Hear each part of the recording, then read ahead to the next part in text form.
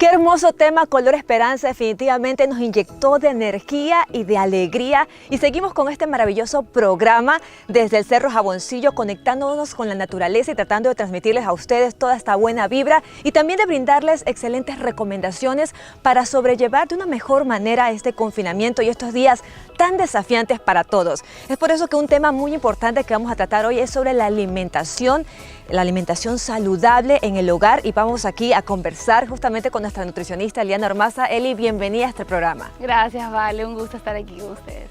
Bueno, aquí tenemos algunos productos que queremos contarles a las personas que nos están viendo para que lo preparen en casa. Eli, ¿cuáles son estos elementos o productos que no deben faltar en la alimentación diaria en un hogar? Bueno, Vale, en realidad a veces nos enfocamos en qué superproducto, qué superalimento, qué agua milagrosa curativa necesitamos, y lo básico realmente está aquí. Y es uno de los nutrientes principales hoy en día, es la proteína, en realidad. Proteína ya sea animal, como aquí vemos carne, pollo, unos ejemplos, o la vegetal, lentejas, frijoles, arvejita, todos esos ejemplos. Los granos. Ahí, los granos, las legumbres. ¿Por qué tenemos este concepto o la percepción de que para comer saludable es comer costoso, que es una comida cara, y que no es una comida que sabe muy bien o que comemos poquito? Queremos cosas a veces importadas, buscamos productos milagrosos, que esos por lo general son más costosos, pero nosotros, nuestra tierra es muy bendecida, exacto, y tenemos muy buenos productos y hay que aprovecharlos. Entonces, una manera de elevar el consumo proteico en casa de una manera muy económica es con las legumbres, o sea, con los granos secos. Cada vez que se vaya a hacer en el almuerzo o en la cena, hacer una menestra de lentejas, una menestra de frijoles, inmediatamente aumentas la proteína en ese plato y le aumentas el valor nutricional del plato. Acá en Manabí, bueno, nos gusta comer bien y de todo, ¿no? A veces, por ejemplo, en el desayuno estamos acostumbrados a comer bastante pesado porque decimos que el desayuno es la comida más importante, es la primera del día. Entonces las mamás dicen, tienes que comer bastante. ¿Qué es lo que tú recomiendas, sobre todo para los niños y bueno, para toda la familia en sí, que deben consumir en el desayuno? Lo que acabas de decir es muy clave, porque no se trata de comer bastante, sino en calidad. De nada me sirve yo servirme un cerro arroz con un pedacito de pollo de este tamaño. Preferible servirme una mayor cantidad de proteína, ya sea animal, de ese pedazo de pollo, y en vez de todo el cerro de arroz, dividir la mitad de arroz y la mitad de lenteja, por ejemplo.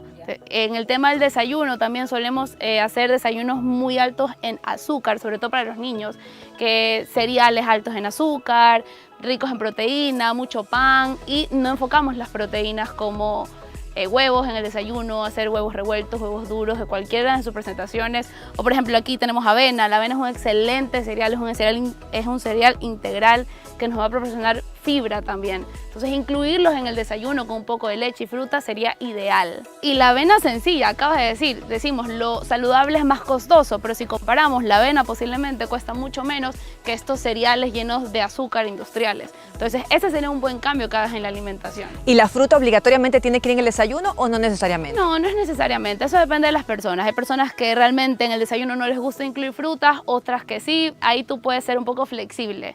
Pero sí hay que comer todos los días, por ejemplo. Sí, es preferible incluirlas. Lo que es mayor énfasis, si por ahí a alguien no le gusta la fruta, mientras coma mucho vegetal, ahí se ayuda. El vegetal sí no es discutible, o sea, eso sí no es negociable. Los vegetales tienen que ir en la alimentación.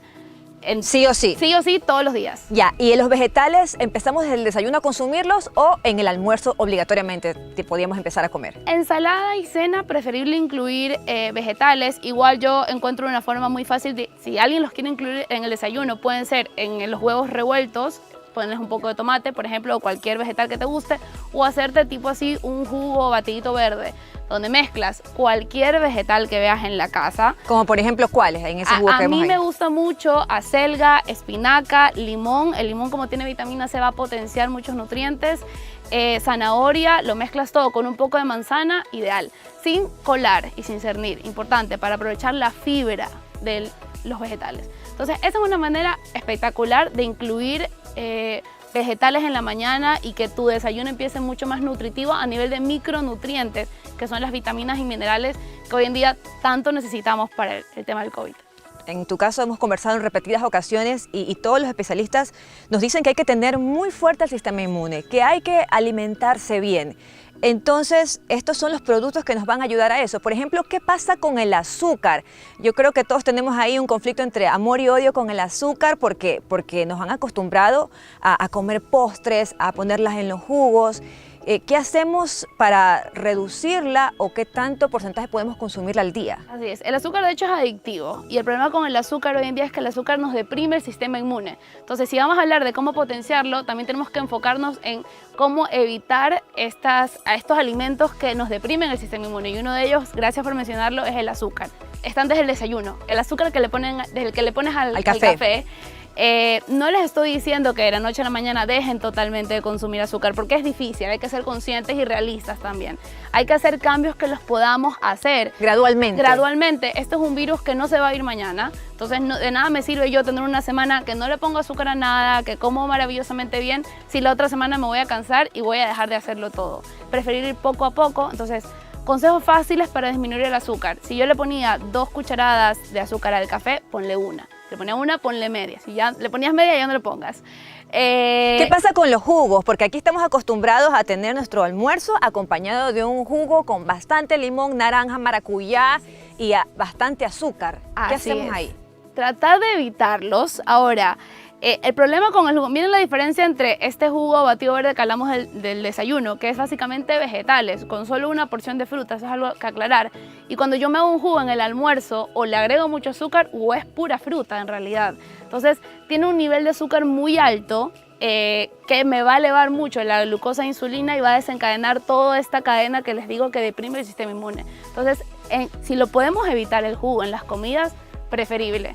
Y a los que no les gusta, por ejemplo, una opción, en mi caso yo tomo agua, pero hay personas que realmente de por sí no les gusta el agua. Peor mezclarla con el almuerzo porque piensan que les daña el sabor de un almuerzo delicioso y tomar agua no lo conciben. ¿Cómo les podemos ayudar para que empiecen a hacer este cambio? Pueden hacer distintos tipos de infusiones, por ejemplo, que la cáscara de la piña, hay muchos tés de frutos rojos, el de Jamaica también es muy bueno, o ponerle el agua limón, empezar por ahí.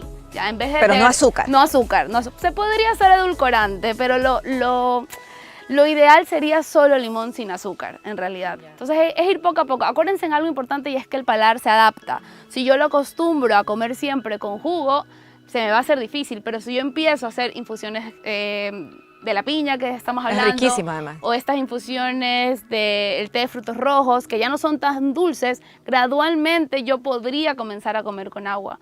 Y ahora, vámonos a la merienda porque acá estamos acostumbrados a merendar bien, porque generalmente siempre andamos con el tiempo. A veces nos desayunamos, comemos rápido, el almuerzo es lo mismo. En cambio en la merienda ya digamos nos liberamos de todas nuestras preocupaciones, de nuestras ocupaciones laborales y ya queremos comer bien. Y ahí viene un pequeñito problema porque nos encantan los carbohidratos, que las tortillas, que el pan de almidón, como buenos manabas que somos.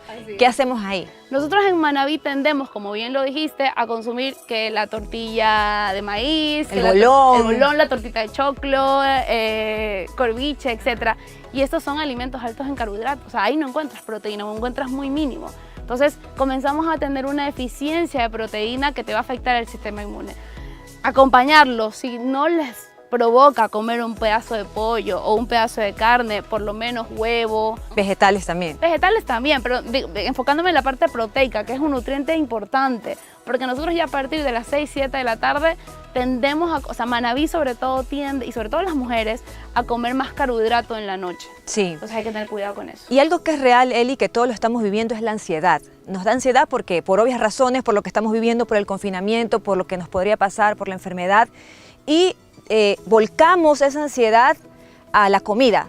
Queremos comer para calmar esa ansiedad. ¿Qué podemos hacer cuando nos entran estos cuadros o cuando ya es muy tarde en la noche y no podemos dormir por la misma ansiedad y queremos comer algo?